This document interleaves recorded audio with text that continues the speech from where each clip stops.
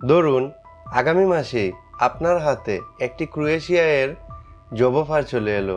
আপনি কি সঙ্গে সঙ্গে যাওয়ার সিদ্ধান্ত নেবেন, নাকি আগে জানার চেষ্টা করবেন মাসে আসলে কত টাকা বেতন পাবেন, থাকার খরচ কত, আর মাস শেষে আদৌ কোনো টাকা দেশে পাঠানো সম্ভব হবে কি না? সোশ্যাল মিডিয়ায় অনেকেই বলেন ক্রোয়েশিয়াতে গেলেই ভালো আয় করা যায়, কিন্তু বাস্তবতা কি সত্যি এত সহজ? আজকের ভিডিওতে আমরা কোনো গুজব বা অতিরঞ্জিত তথ্য নয়, ক্রোয়েশিয়া সরকারের প্রকাশিত তথ্য এবং নির্ভরযোগ্য পরিসংখ্যানের ভিত্তিতে জানার চেষ্টা করব একজন বিদেশি কর্মী বাস্তবে কত আয় করতে পারেন, মাসে আনুমানিক কত খরচ হতে পারে, এবং বাংলাদেশ থেকে যাওয়ার আগে কোন বিষয়গুলো অবশ্যই জেনে রাখা উচিত। আমি চাই ভিডিওটি শেষ পর্যন্ত দেখুন, কারণ শেষের অংশে এমন কিছু বাস্তব পরামর্শ থাকবে যা আপনার একটি ভুল সিদ্ধান্ত থেকে বাঁচাতে পারে। আমি নয়ন দে, আর আপনি দেখছেন দ্য ওয়ার্ল্ড ট্রাভেল বিডি। চলুন শুরু করা যাক। এখন আসি সবচেয়ে গুরুত্বপূর্ণ প্রশ্নে, ক্রোয়েশিয়াতে কাজ করলে আসলে কত টাকা বেতন পাওয়া যায়? এই প্রশ্নের উত্তর এক কথায় দেওয়া সম্ভব নয়, কারণ আপনার বেতন নির্ভর করবে আপনি কোন কাজে যোগ দিচ্ছেন, আপনার অভিজ্ঞতা কতটা, কোন শহরে কাজ করছেন এবং কোন কোম্পানিতে চাকরি করছেন, এসব বিষয়ের উপর। প্রথমে একটি গুরুত্বপূর্ণ তথ্য জেনে রাখুন, ক্রোয়েশিয়া সরকার 2025 সালের জন্য মাসিক ন্যূনতম গ্রস ওয়েজ 970 ইউরো নির্ধারণ করেছে। তবে এখানে একটি বিষয় বুঝতে হবে, গ্রস স্যালারি আর নেট স্যালারি এক জিনিস নয়। গ্রস স্যালারি থেকে আইন অনুযায়ী ট্যাক্স এবং সামাজিক নিরাপত্তা সংক্রান্ত কিছু অর্থ কেটে নেওয়ার পর যে টাকা আপনার হাতে আসে সেটি হলো নেট স্যালারি। অনেক সময় আমরা সোশ্যাল মিডিয়ায় দেখি ক্রোয়েশিয়াতে 1500 বা 2000 ইউরো বেতন, কিন্তু সেখানে বলা হয় না সেটি গ্রস নাকি নেট, ফলে অনেকেই বিভ্রান্ত হয়ে পড়েন। অফিসিয়াল পরিসংখ্যান অনুযায়ী ক্রোয়েশিয়াতে গড় নেট স্যালারি সেক্টর ভেদে ভিন্ন হয়। দক্ষতা, অভিজ্ঞতা এবং চাকরির ধরন অনুযায়ী কারো বেতন গড়ের চেয়ে বেশি, আবার কারো কমও হতে পারে।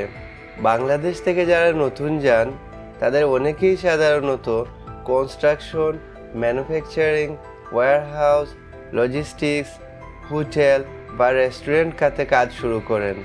তবে মনে রাখবেন, কোনো কোম্পানি আপনাকে কত বেতন দেবে তা শুধু দেশের গড় বেতনের ওপর নয়, আপনার এমপ্লয়মেন্ট কন্ট্রাক্টের ওপর নির্ভর করবে। তাই কোনো এজেন্সি যদি আগে থেকে নির্দিষ্ট একটি বড় অঙ্কের বেতনের নিশ্চয়তা দেয়, তাহলে অবশ্যই লিখিত জব অফার এবং এমপ্লয়মেন্ট কন্ট্রাক্ট ভালোভাবে যাচাই করবেন। কারণ বাস্তবতা হলো ভালো আয় সম্ভব, কিন্তু সেটা নির্ভর করে সঠিক চাকরি, বৈধ কোম্পানি এবং আপনার দক্ষতার ওপর। এখন প্রশ্ন হলো, ধরুন আপনার একটি বৈধ চাকরি হলো, তাহলে সেই বেতন থেকে মাসে আসলে কত টাকা খরচ হবে, আর দেশে টাকা পাঠানোর মতো সঞ্চয় করা সম্ভব কি? চলুন এবার সেই বাস্তব হিসাবটাই দেখি। এখন আসি সেই প্রশ্নে যার উত্তর জানার জন্য হয়তো আপনি শুরু থেকেই এই ভিডিওটি দেখছেন। ক্রোয়েশিয়াতে কাজ করে কি সত্যিই টাকা সঞ্চয় করা সম্ভব? এর উত্তর হলো হ্যাঁ, সম্ভব, তবে সবার ক্ষেত্রে একই রকম নয়। যদি আপনার একটি বৈধ চাকরি থাকে, নিয়মিত বেতন পান এবং খরচ পরিকল্পনা করে করেন, তাহলে অনেকেই মাস শেষে কিছু অর্থ সঞ্চয় করতে পারেন। কিন্তু যদি মনে করেন ইউরোপে গেলেই খুব অল্প সময়ে অনেক টাকা আয় হবে, তাহলে সেই ধারণা বাস্তবতার সঙ্গে সবসময় মেলে না। কারণ বিদেশে শুধু আয়ই নয়, দায়িত্বও বাড়ে। নতুন পরিবেশে মানিয়ে নেওয়া, নিয়মিত কাজ করা, সময় মতো বিল পরিশোধ করা এবং নিজের ভবিষ্যতের পরিকল্পনা সব কিছুই গুরুত্বপূর্ণ। আরেকটি বিষয় আমি বিশেষভাবে বলতে চাই, অনেক মানুষ শুধু অন্যের সফলতার গল্প শুনে বিদেশ যাওয়ার সিদ্ধান্ত নেন, কিন্তু খুব কম মানুষ জিজ্ঞাসা করেন চাকরির চুক্তিতে কি লেখা আছে, থাকার ব্যবস্থা কে দেবে, ওভারটাইমের নিয়ম কি। এই প্রশ্নগুলোর উত্তর না জেনে সিদ্ধান্ত নিলে পরে আপনাকে অনেক সমস্যা ফেস করতে হতে পারে। তাই আমার পরামর্শ হলো, বিদেশ যাওয়ার আগে শুধু বেতনের অঙ্ক নয়, পুরো এমপ্লয়মেন্ট কন্ট্রাক্ট মনোযোগ দিয়ে পড়ুন।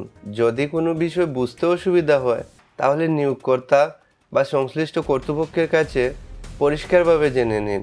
আর কখনোই এমন কোনো ব্যক্তি বা প্রতিষ্ঠানের কথা বিশ্বাস করবেন না যারা লিখিত প্রমাণ ছাড়া নিশ্চিত ভিসা, নিশ্চিত চাকরি বা অল্প সময়ে অনেক টাকা আয়ের প্রতিশ্রুতি দেয়। সঠিক তথ্যের ভিত্তিতে নেওয়া একটি সিদ্ধান্ত অনেক বড় ঝুঁকি থেকে আপনাকে বাঁচাতে পারে।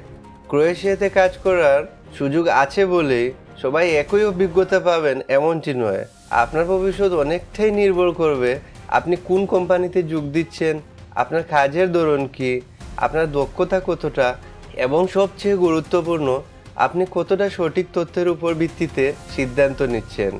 বিদেশে কাজ করতে যাওয়া শুধু একটি ভিসা পাওয়ার বিষয় নয়, এটি একটি নতুন জীবন শুরু করার সিদ্ধান্ত। তাই কোনো প্রলোভন, গুজব বা সামাজিক যোগাযোগ মাধ্যমের পোস্ট দেখে তাড়াহুড়ো করে সিদ্ধান্ত নেবেন না। সবসময় চেষ্টা করবেন বৈধ নিয়োগকর্তা নির্বাচন করতে, এমপ্লয়মেন্ট কন্ট্রাক্ট ভালোভাবে পড়তে এবং ক্রোয়েশিয়া সরকারের অফিসিয়াল ওয়েবসাইট থেকে সর্বশেষ তথ্য যাচাই করতে। কারণ আজ যে নিয়ম রয়েছে ভবিষ্যতে তা পরিবর্তনও হতে পারে। দ্য ওয়ার্ল্ড ট্রাভেল বিডি-এর লক্ষ্য কোনো দেশকে অতিরঞ্জিতভাবে ভালো বা খারাপ বলা নয়। আমাদের লক্ষ্য হলো অফিসিয়াল তথ্যের ভিত্তিতে আপনাকে সঠিক সিদ্ধান্ত নিতে সাহায্য করা। যদি এই ভিডিওটি আপনার কাছে তথ্যবহুল মনে হয়ে থাকে তাহলে একটি লাইক দিয়ে আমাদের উৎসাহ দিতে পারেন। আপনার কোনো প্রশ্ন বা অভিজ্ঞতা থাকলে অবশ্যই কমেন্টে লিখুন। আমি যথাসাধ্য অফিসিয়াল তথ্যের ভিত্তিতে উত্তর দেওয়ার চেষ্টা করব। আর ইউরোপের ওয়ার্ক পারমিট, ওয়ার্ক ভিসা এবং ইমিগ্রেশন সম্পর্কিত নির্ভরযোগ্য বাংলা আপডেট পেতে দ্য ওয়ার্ল্ড ট্রাভেল বিডি চ্যানেলটি সাবস্ক্রাইব করে আমাদের সঙ্গে থাকুন। আজ এ পর্যন্তই। ভালো থাকুন, সুস্থ থাকুন। আবার দেখা হবে পরবর্তী ভিডিওতে। ধন্যবাদ।